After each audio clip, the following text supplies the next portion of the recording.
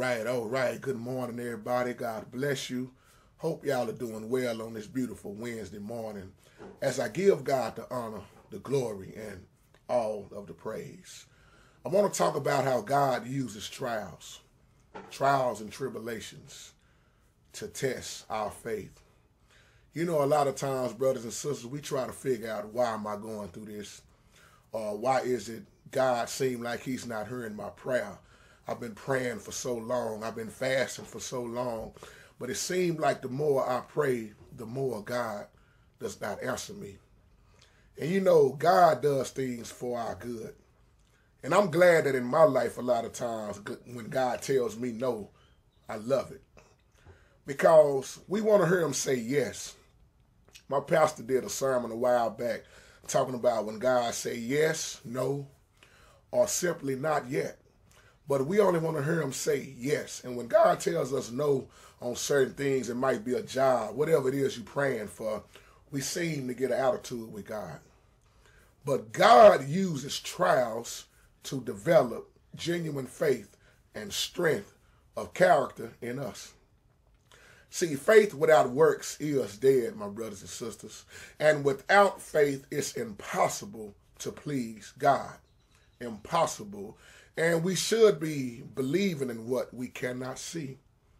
See, I always say that faith is that action word. It's a moving word. And a lot of people pray and they sit still. They sit still. A lot of people done came into Christ and thought that was all they had to do.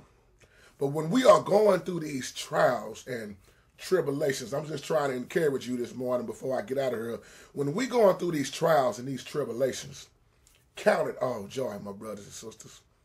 Count it all joy, because I guarantee you, if you look around, probably even on your own street, you'll see somebody doing way worse than you are. You'll see somebody that's very, struggling very hard. And when God tests us, it reminds me of the children of Israel. They was borderline right there, promised land, right there.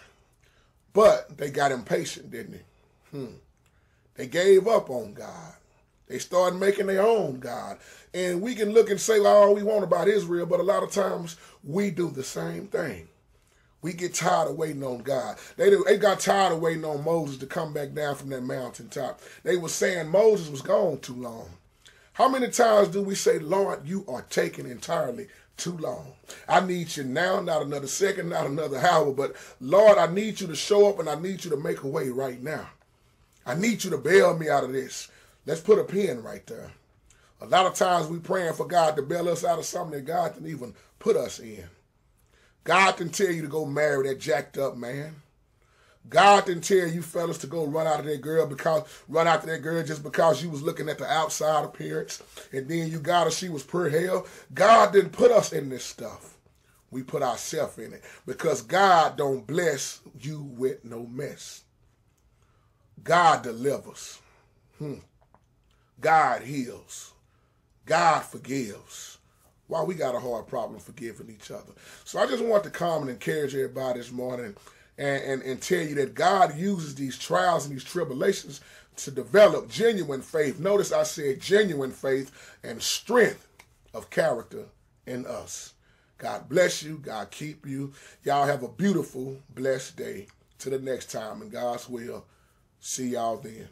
Peace.